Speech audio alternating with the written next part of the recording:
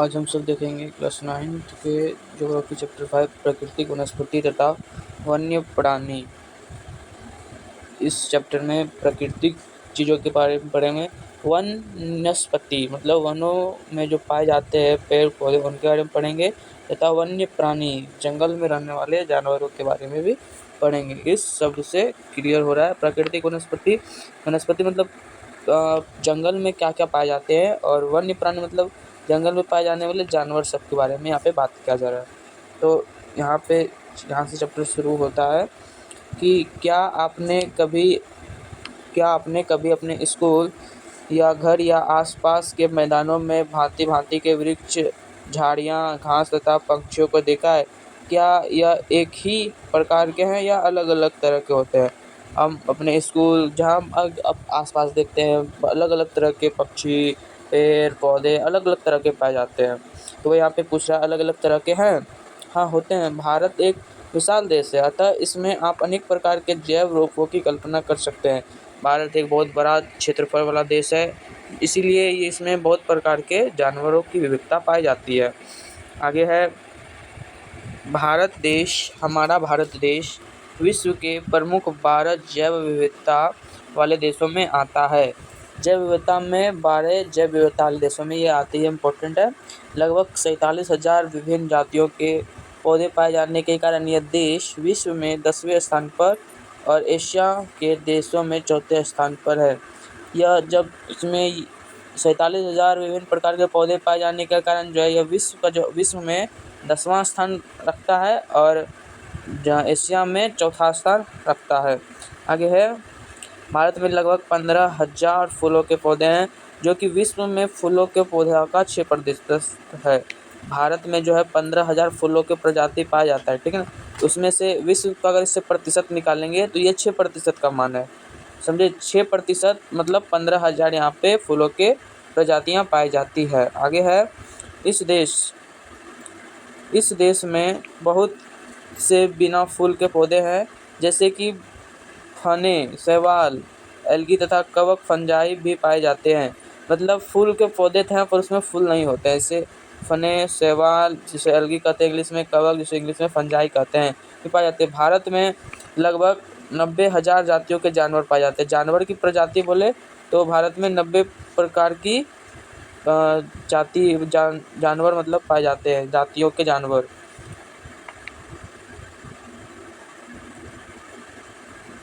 आगे है तथा विभिन्न प्रकार की मछलियाँ ताजे तथा समुद्री पानी की पाई जाती है। इसमें भारत में विभिन्न प्रकार की मछलियाँ भी पाई जाती है। प्राकृतिक वनस्पति का अर्थ है कि वनस्पति का वह भाग जो मनुष्य की सहायता से बिना अपने आप पैदा होता है। मतलब प्राकृतिक वनस्पति उसे ही कहेंगे जो मनुष्य के सहायता से नहीं उगे हो, वह अपने आप उगे हो। अपने आप जो पेड़ पौधे उगेंगे उसे वनस्पति कहते हैं, ठीक है। और लंबे समय तक उस पर मानवीय प्रभाव नहीं पड़ता है, तो इसे अक्षत वनस्पति कहते हैं। वे वनस्पति जिस पे मानव का लंबे समय तक प्रभाव नहीं पड़ेगा, इसे अक्षत वनस्पति कहते हैं। अतः विभिन्न प्रकार की कृषिकृत फसलें, फल और बागान वनस्पति का भाग तो है, परंतु प्रकृति वनस्पति नहीं है। यह सब जो कृषि जो करते हैं उसमें फल फूल जो उगाते हैं वह तो वनस्पति है, पर वो प्राकृतिक वनस्पति का भाग नहीं है। आगे है क्या आप जानते हैं इसमें पूरा वह वनस्पति जो कि मूल रूप से भारतीय है उसे देशज कहते हैं, लेकिन जो पौधे भारत के बाहर से आए हैं उन्हें विदेशज कहते हैं। ऐसा वनस्पति जो सिर्फ भारत में पाए जाते हैं वो उसका जन्म जो हुआ भारत में हुआ है उसे देशज कहेंगे। जैसे कोई पेड़ है, जैसे गुलाब का मान लेते पौधा है, वो अगर विदेश में पहले हुआ उसके बाद उसको भारत में लाके उगाया तो वह विदेशज हो जाएगा। कोई जैसे पेड़ है या पौधा है वो सिर्फ भारत में ही उगा होगा तो उसे देशज कहेंगे। आगे बोल रहा है वनस्पति जगत तो शब्द का अर्थ है किसी विशेष क्षेत्र में किसी समय में पौधे की उत्पत्ति से है। इस तरह प्राणी जगतों के विषयों में बतलाता है। वनस्पति तथा वन्य प्राणी में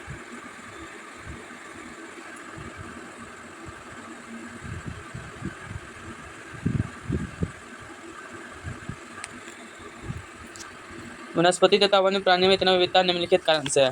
वनस्पति तथा वन्य प्राणी इसमें बहुत प्रकार के पाए जाते हैं। वनस्पति बहुत प्रकार के पाए जाते हैं, वन्य प्राणी बहुत प्रकार के पाए जाते हैं। इसमें अलग होने के क्या कारण, इसमें अलग जो होता है वो किस कारण से होता है, किस कारण से होता है, उसका कारण को हम पढ़ेंगे।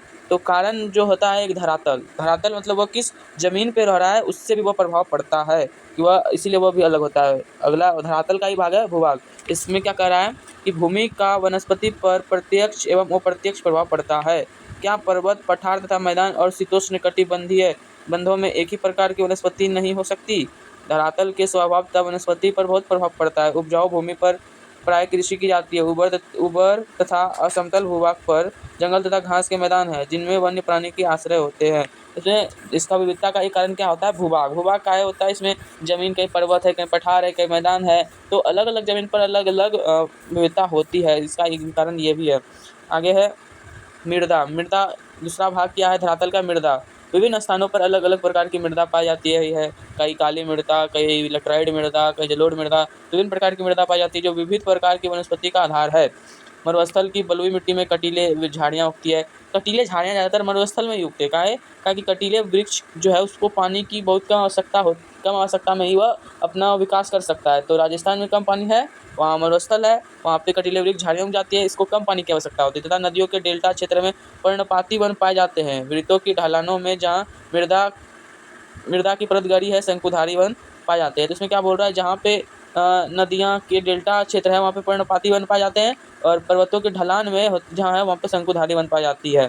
ये बोल रहा है। अगला तत्व क्या होता है विविधता का? जलवायु। जलवायु में पहला भाग आता है तापमान।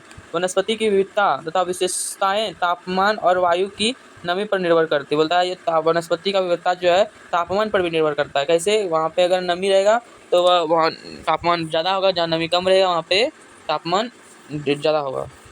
नमी जहाँ अधिक होगा वहाँ पे तापमान कम होगा, जहाँ पर नमी बहुत कम होगा वहाँ तापमान अधिक होगा। हिमालय पर्वत की ढलानों तथा प्रायद्वीप के पहाड़ी पर 915 मीटर की ऊंचाई से तापमान गिरावट वनस्पति के पनपने और बढ़ने को प्रभावित करती है और उसे उष्णकटिबंधीय से उपोष्ण, शीतोष्ण तथा अल्पाइन वनस्पतियों में परिवर्तित करता है। यहाँ पे ये बोल रहा है कि जब 915 मीटर की ऊंचाई से ऊपर जाएंगे तो तापमान में गिरावट आने लगती है। जब 915 मीटर से पहाड़ी क्षेत्रों में जाएंगे, 915 मीटर ऊपर चलेंगे तो वहाँ क्या होगा, तापमान गिरने लगेगा। उससे क्या होता है, वनस्पति का बढ़ने का भी वहाँ पे विविधता आने लगता है। वह उष्णकटिबंधीय से किस में बदल जाता है? उपोष्ण में, शीतोष्ण में और अल्पाइन में। या उष्णकटिबंधीय से बदल जाएगा उपोष्ण में, शीतोष्ण तथा अल्पाइन में। ये यहाँ पे कह रहा है। आगे है हमारा ये चार्ट दिया हुआ है, यहाँ पे देख सकते हैं आप सब इसको। वनस्पति खंडों के तापमान की विशेषता के यहाँ दिया गया है। वनस्पति क्या है? उष्ण, उपोष्ण, शीतोष्ण, अल्पाइन। औसत वार्षिक तापमान डिग्री, जहाँ पे कितना उष्णकटिबंधीय में 24 डिग्री तापमान रहता है, उपोष्ण में 17 से 24 डिग्री, इसमें 7 डिग्री से 17 डिग्री, 7 डिग्री से कम। इसमें जो होता है जनवरी में औसत तापमान कितना है ये दिया है टिप्पणी, इसमें क्या क्या है वो कह रहा है। आगे है सूर्य के प्रकाश पर भी निर्भर करता है विविधता। जहाँ सालों भर सूर्य का प्रकाश पड़ेगा वहाँ पे अलग जानवर पाया जाएगा, जहाँ पे सूर्य का प्रकाश नहीं पड़ता है वहाँ पे अलग जानवर पाया जाता है। किसी भी स्थान पर सूर्य के प्रकाश का समय उस स्थान के अक्षांश, समुद्र तल से ऊंचाई तथा ऋतुओं पर निर्भर करता है। प्रकाश अधिक समय तक मिलने के कारण वृक्ष गर्मी की ऋतुओं में जल्दी बढ़ते हैं। इसमें बोल रहा है जहाँ पे सालों भर सूर्य की रोशनी रहेगा वहाँ पे वृक्ष जल्दी जल्दी बड़े होते हैं और वहाँ अधिक लंबे लंबे वृक्ष होते हैं। आगे है वर्षा के कारण भी अलग अलग विविधता पाई जाती है। भारत में लगभग सारी वर्षा आगे बढ़ते हुए दक्षिण पश्चिम मानसून जून से सितंबर एवं पीछे हटते हुए उत्तर पूर्वी मानसून से होती है। इसमें कुछ नहीं बोला, यहाँ पे बोल रहा है कि जो वर्षा जो होती है भारत में दक्षिण पश्चिम से तो होती है तथा उत्तर पूर्व से भी होता है, इतना ही बोल रहा है। इसमें अधिक वर्षा वाले क्षेत्रों में कम वर्षा वाले क्षेत्रों की अपेक्षा सघन वन पाए जाते हैं। वैसे भी आप कॉमन सेंस है, जहाँ पे अधिक वर्षा होगा वहाँ पे अधिक घने वन पाए जाएंगे, जहाँ पे कम वर्षा होगा वहाँ पे कम घने वन पाए जाएंगे। आगे बोल रहा है कि क्या आपने कभी सोचा है कि वन मनुष्य के लिए क्यों आवश्यक है? वन हमें ऑक्सीजन प्रदान करते हैं इसलिए भी आवश्यक है। वो हमें भोजन देते हैं, आश्रय देते हैं, इसलिए भी आवश्यक है। वन नवीकरणीय युक्त संसाधन है और वातावरण की गुणवत्ता बढ़ाने में मुख्य भूमिका निभाते हैं। ये स्थानीय जलवायु, मृदा अपरदन तथा नदियों की धारा में नियंत्रित करते हैं। यह बहुत सारे उद्योगों के आधार है। जंगल से बहुत सारे उद्योग चलते रहते हैं। जैसे हमें अगर जैसे हम सब लिखते हैं कॉपी कलम सब, कॉपी किताब आ गया तो वह पेड़ से ही बने होते हैं, बात सबसे, तो वो जंगल से तो उसका आधार है बना ना। तो तथा कई समुदायों की जीविका प्रदान करते हैं। जंगल में बहुत सारे लोग रहते भी हैं। यह मनोरम प्राकृतिक दृश्यों के कारण पर्यटकों को आकर्षित करते हैं। यह जहाँ पे अच्छे-अच्छे वन पाए जाएँगे तो वहाँ पे पर्यटक घूमने भी जाएँगे। ये पवन तथा तापमान की नियंत्रित करते हैं और वर्षा लाने में भी सहायक करते हैं। इससे मृदा को जीवाश्म मिलता है और वन्य प्राणियों को आश्रय। ये जंगल जो है वन्य प्राणी को आश्रय देता है, वर्षा लाता है, जलवायु को नियंत्रित करता है। ये सारा चीज़ इसमें वन का कार्य होता है। इसीलिए वन हमारे जीवन में बहुत इम्पोर्टेंट है और हमें प्रत्येक वर्ष कुछ ना कुछ नए पेड़ लगाने चाहिए ताकि इसका संतुलन बना रहे। आगे बोल रहा है प्राकृतिक वनस्पति में कई कारणों से बहुत बदलाव आया है, जैसे कि कृषि के लिए अधिक क्षेत्र की मांग, उद्योगों का विकास, शहरीकरण की परियोजनाएं। इसमें ये सब जो शहरीकरण से हो रहा है, उद्योगों का विकास के कारण वन जो है वनस्पतियों में अधिक प्रभाव पड़ा है।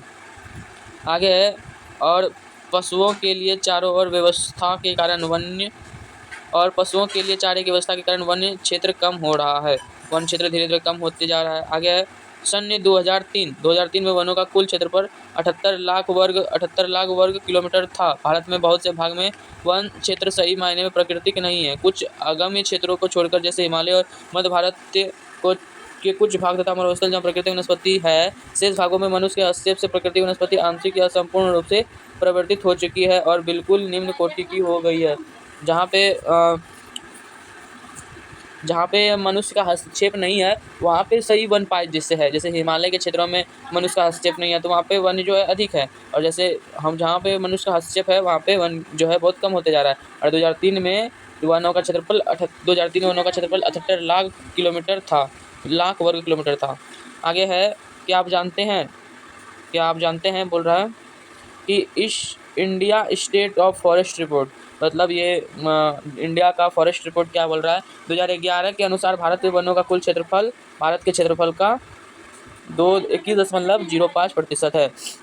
मतलब झारखंड और पूरा भारत का जितना क्षेत्रफल होगा उसमें से 21.05% क्या है, वन है। अगला आता है हमारा वनस्पति के प्रकार। वनस्पति कितने प्रकार के होते हैं ये यहाँ पे बताया जा रहा है। हमारे देश में निम्न प्रकार की वनस्पतियाँ पाई जाती है। भारत में मुख्य रूप से 5 प्रकार की वनस्पतियाँ यहाँ पे पाई जाती है। जैसे यहाँ पे उनके नाम दिए हुए हैं। पहला है उष्णकटिबंधीय सदाबहार वन, दूसरा है उष्णकटिबंधीय पर्णपाती वन, तीसरा है उष्णकटिबंधीय कटीले वन तथा झाड़ियाँ, चौथा है पर्वतीय वन, पाँचवा है मैंग्रोव वन। आगे ये पाँचों वनस्पतियों के नाम दिए हुए यहाँ पे हैं, इसका चित्र है। आगे है अब एक एक करके सबके बारे में पढ़ना पड़ेगा। उष्णकटिबंधीय वर्षा वन, ये वन पश्चिमी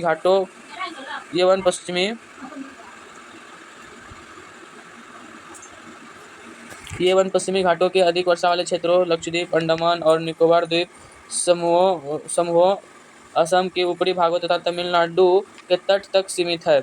ये उन क्षेत्रों में भली भांति विकसित होते हैं जहाँ पे 200 सेंटीमीटर से अधिक वर्षा के साथ एक थोड़े समय के लिए शुष्क ऋतुएं होती है। झारखंड ये सब जो है जहाँ 200 सेंटीमीटर से अधिक वर्षा होगा वहाँ पे उष्णकटिबंधीय वर्षा वन पाया जाएगा। उसके बाद है ऋतुएं पाई जाती है। इन वनों में वृक्ष 60 सेंटीमीटर तथा इससे अधिक ऊंचाई तक पहुँचते हैं। चूँकि ये क्षेत्र वर्ष भर गर्म तथा आर्द्र रहते हैं तथा यहाँ हर प्रकार की वनस्पतियाँ, वृक्ष तथा झाड़ियाँ, लताएं उगती है और वनों में इनकी विभिन्न ऊंचाइयों से कई स्तर देखने को मिलता है। वृक्षों में पतझड़ होने के कारण कोई निश्चित समय नहीं होता है अतः इन वन साल भर हरे भरे लगते रहते हैं। सदाबहार वन जो है सालों भर हरे भरे रहते हैं। इन वनों में पाए जाने वाले व्यापारिक महत्व के कुछ वन जो इसमें जो व्यापारों के लिए महत्वपूर्ण जो वन है, आबनू जिसे एबोनी कहते हैं, मोहगनी, रोजवुड, रबर तथा सिंकोना, यह सब व्यापारिक दृष्टिकोण से महत्वपूर्ण है। आगे इन वनों में समान रूप से पाए जाने वाले जानवर जो है हाथी, बंदर, लेमुर तथा हिरन है। इन जंगलों में हाथी, बंदर, लेमुर और हिरन अधिक पाए जाते हैं। एक सींग वाले गेंडे असम और पश्चिमी बंगाल के दलदली क्षेत्रों में पाए जाते हैं। एक सींग वाला गेंडे के लिए काजीरंगा राष्ट्रीय उद्यान जो है बहुत फेमस है, उसको भी याद रखना होगा। आगे है इसके अतिरिक्त इन जंगलों के कई प्रकार के पक्षी, चमगादड़ तथा कई रेंगने वाले जीव भी पाए जाते हैं। तो ये सब आज हम सब उष्णकटिबंधीय सदाबहार वन को पढ़ें। आगे अगली क्लास में उष्णकटिबंधीय पर्णपाती वन को भी पढ़ेंगे। आज तक यहाँ रहने देते हैं, तब तक के लिए जय हिंद, जय भारत। हम मिलते हैं अगली नेक्स्ट क्लास में।